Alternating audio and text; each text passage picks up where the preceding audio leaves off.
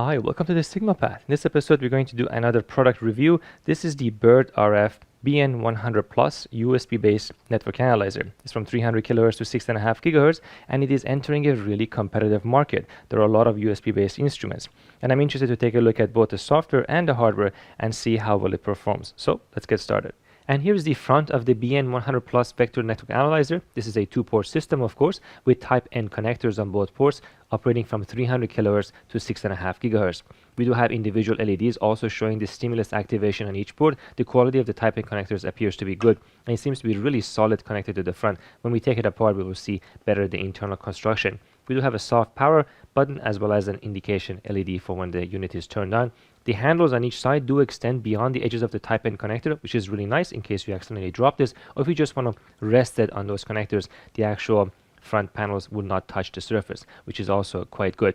Now this is from 300 kHz, and we do have the 35 volt maximum DC voltage at the input, so most likely some AC coupling. I would like to see the architecture of the coupler when we take it apart. It does have a 23 dBm maximum RF power, which is not a lot, 200 milliwatt, so you do have to be careful, as you can easily exceed that measuring, let's say, some active devices or amplifiers in this frequency range.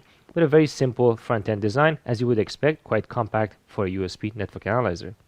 And at the back of the instrument, we do find this really nice screw-up for the thermal design. I'm curious to see again inside how the thermal management is done. We do have a grounding pad over here and a 12 volt 3 amp external power supply, which is required to run this. It does not run from a USB power, and I do wonder if this additional power budget that they have will translate to a better synthesizer, better phase noise, as well as just more output power. We do have the USB port here, of course, which is what is connected to the computer software that we can run. We do have trigger input, trigger output, and reference output, but there's no reference input, so you cannot lock this internal synthesizer to an outside source, which is unfortunate, but you can of course have the reference come out to lock it to something else, and we can measure that separately. There is no Ethernet port on this instrument. It's purely a USB instrument. So let's go and take a look inside. And here's what's inside of this instrument, and I am pleasantly surprised at the quality and the attention to details that's gone into the design of this. We'd have the two ports, port 1 and port 2, and we do have them directly connected to the front-end couplers over here, meaning that these are fairly easy to replace if anything gets damaged. We have a very thick front metal plate here as well, adding rigidity to the entire structure, which is great. Now right away, if you notice, we do have our couplers outside of the main PCB of the network analyzer, and that's something that's different from some of the low-cost network analyzers we see. And there are several advantages to that.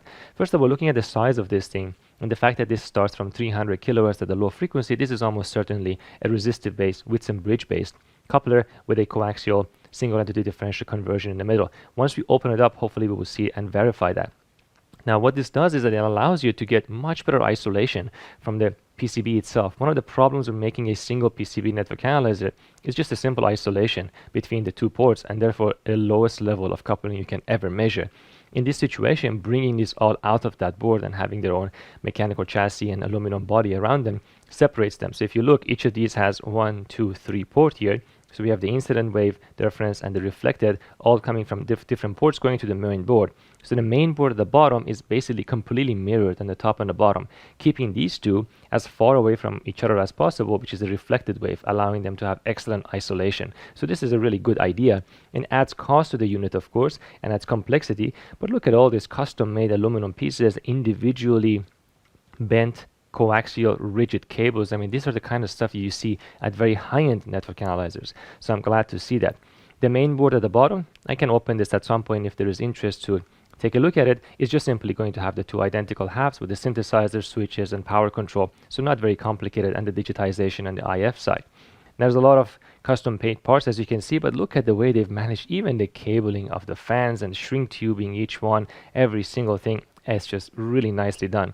The main board at the bottom over here looks like some FPGA or something at the bottom that just interfaces to the USB port and everything else, and everything else is going to be underneath this cage over here. Interestingly enough, there is a reference in port here, which is not populated. I wonder if you could just drill a hole in here, add your own reference, if all the parts are there for it to lock to an external reference or not. I'm not sure why this is not used on the outside, but everything else looks really nice. The thermal solution is a little bit unusual. We do have these 3 fans that blow this way, but there are no fins anywhere, and I suspect that that's probably enough to just bring cold air over here, push it out from the back of the unit. Seems to be working just fine.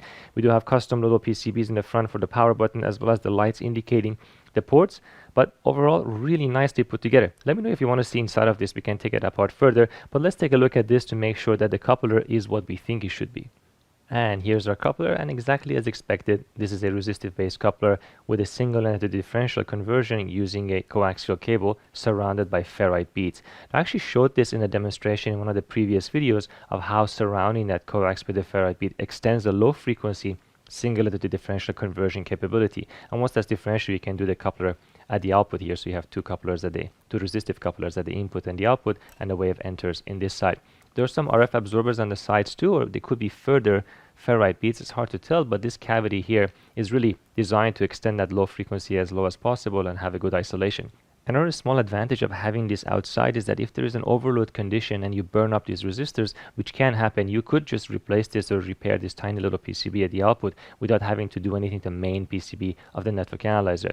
So generally having these devices separately does give you that option too. So the instrument does come with a USB stick that has a software on it.